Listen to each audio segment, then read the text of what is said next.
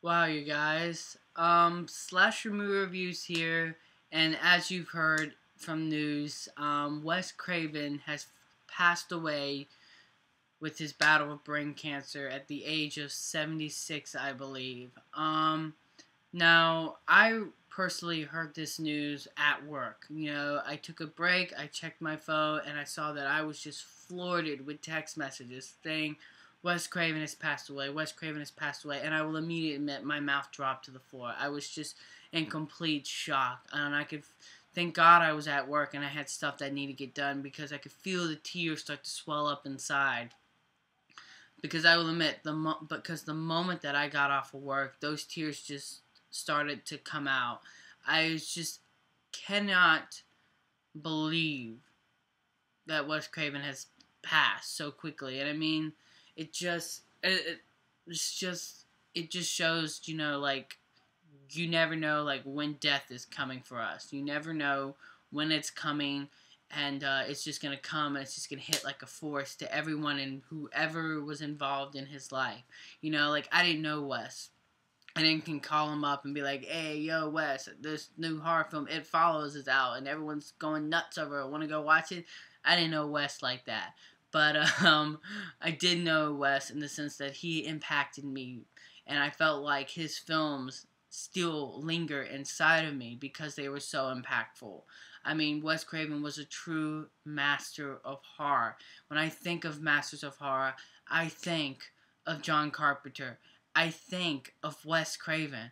And, those two guys truly shaped the horror genre so much for me. But sticking to Wes, I mean, like, I remember vividly nights that I watched his films because they are just so distinct and you can't shake those films off. For instance, his directorial debut with The Last House on the Left, I remember watching it. And the same can be said to his Hills Have Eyes. It was just so visceral, so raw, and just so disturbing. I literally felt like I was watching some type of footage that no one was supposed to be watching at the time. It was just like it just surfaced, and it wasn't ever meant to be surfaced. It was just so gritty and disturbing, but it was visceral to the horror genre and to its audience, which is just exactly what the horror genre is. It's not supposed to be pretty. It's not supposed to be light and happy and, all in a nice wrapped bow by the end of it. And Wes Craven explored that in that film, just a visceral nature, not just, and it was in both The Last House on the Left and The Hills Have Eyes. And, they just revolutionarily changed my life. Now, everyone associates Wes Craven with A Nightmare on Elm Street because that's his baby. That is all Wes Craven. He created one of the most iconic serial killers of all time, and he did it in such a creative way. I mean, coming at you through your dreams. Everyone sleeps. Everyone has to sleep. And lingering on that fear, that primal fear of nightmares and child molesters and, parenting and all that stuff, and just letting that just be the full frontal fear. And what he did in the sequels, like A New Nightmare, I mean, Wes Craven's A New Nightmare is just game changing, and how it broke that fourth wall, of fiction to reality, and just how, like, your nightmares aren't nightmares. They can be reality, like, the films, yes, they're films. It's only a movie, it's only a movie. Well, no, it's no longer only a movie. It is your reality. It is you, and the only way to escape that is to keep getting more of it. And it was terrifying to experience it, and it just shows how much of a mastermind Wes Craven was at this genre.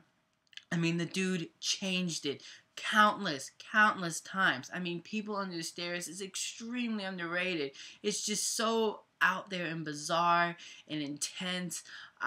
Red Eye is probably his most underrated film of, like, modern era. I mean, Rachel McAdams and Cillian Murphy steal it. I mean, they're so great in the films. That freaking pen scene gets me every time I watch the movie. It's such a great movie. The Serpent and the Rainbow is a fantastic movie. Even some of his produced films that he's done, like he's titled himself to, have been really good or have had a lasting impact or been something different and unique. Like Wes Craven's They, you know? I mean, like, just, he always was trying to evolve and change the genre and do something audiences haven't seen. You know, so many horror films these days, and I like to look at the bad ones, like horror films like Ouija and The Apparition. I mean, they literally take everything that anyone has ever done and just, you know, magnify it, just give you, slap out the same crap that you see every year. But Wes Craven was like, okay, what have people seen? Okay, I'm not gonna do that. What scares people? Okay, nightmares scare people.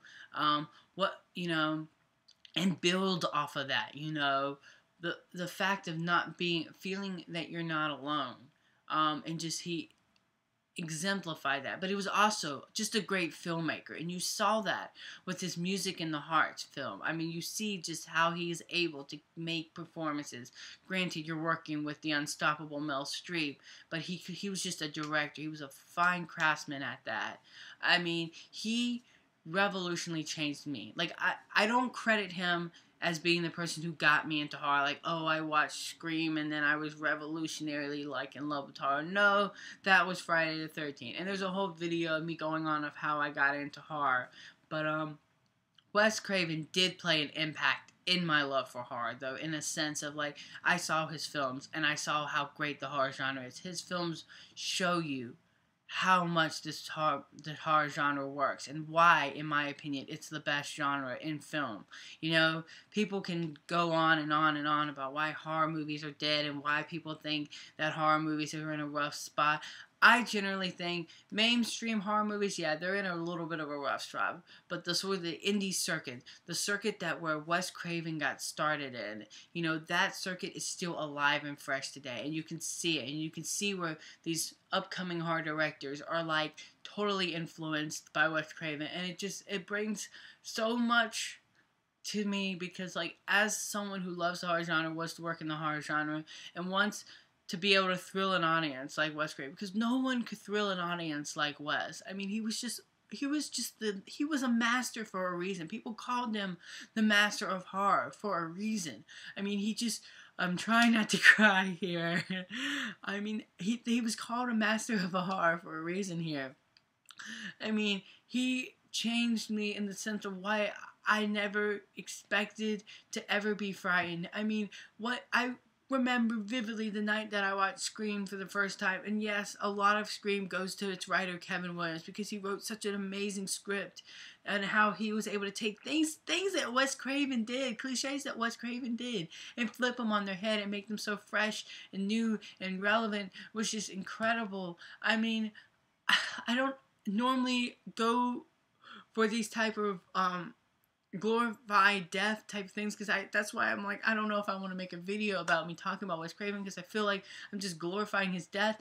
But I really wanted to speak about it and have it out there so people know, like, man, this guy, he changed the genre so much for people. And for me, I mean, like, I remember when I watched Friday the 13th, which I know Wes Craven didn't make, and I was just like, this is it. This is what I want to do in my life. I want to make horror movies. I want to scare people. I want to thrill people. I love the adrenaline rush that I get when I watch a horror movie. And Wes Craven's A Nightmare on Elm Street and Scream and The Serpent and the Rainbow were just examples of why I love the horror genre, and how he was able to cash out such creativity every motherfucking time with this guy. It was incredible. I'm really holding back the tears here. The dude was legendary. And if I had to say my favorite Wes Craven film, it's honestly Scream. It encompassed the horror genre all in one film. The good, the bad, and the beautifully terrifying. It's just everything from the final girl to everything, the messages. It's my favorite Wes Craven film. But yes, I will admit, Wes Craven's A Nightmare on Elm Street is definitely his baby. He wrote it, directed, produced it. It is just his creativity at his peak. And I will admit, though, not every Wes Craven film was a masterpiece. And no, he had some bad films. I don't like Swamp Things. I don't like My Soul to Take. He made mistakes. I mean, but he always was trying. He was always innovating. He was always going for something new. And I really appreciated that about the man.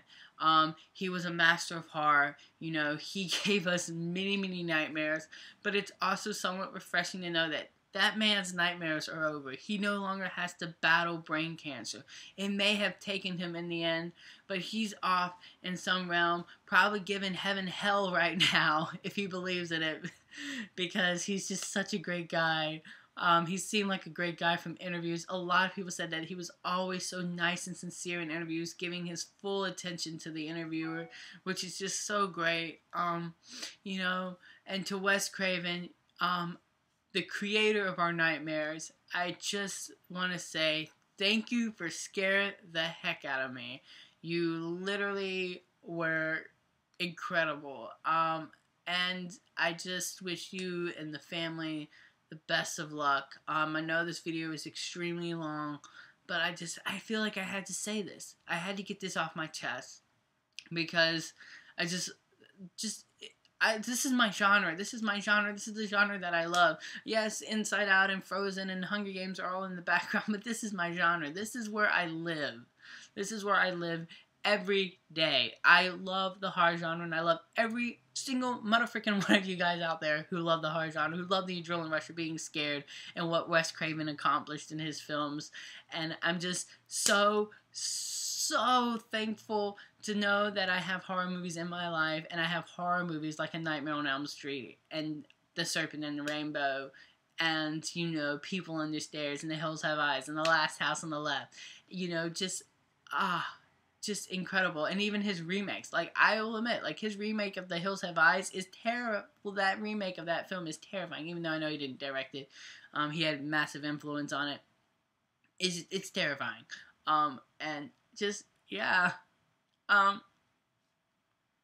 So yeah, let me know in the comment section below, what's your favorite Wes Craven film? Like I said, mine is Scream. And tell me also, like, how did Wes Craven impact you? You know, he impacted me for my love of horror. You know, he impacted me, made me prove to people, you know, horror is good. Watch this. Watch the master of horror do the master work. I mean, so yeah, let me know in the let's talk in the comment section below. And until next time, you guys, I'm the Slash Movie Reviewer, and you guys have just been slashed.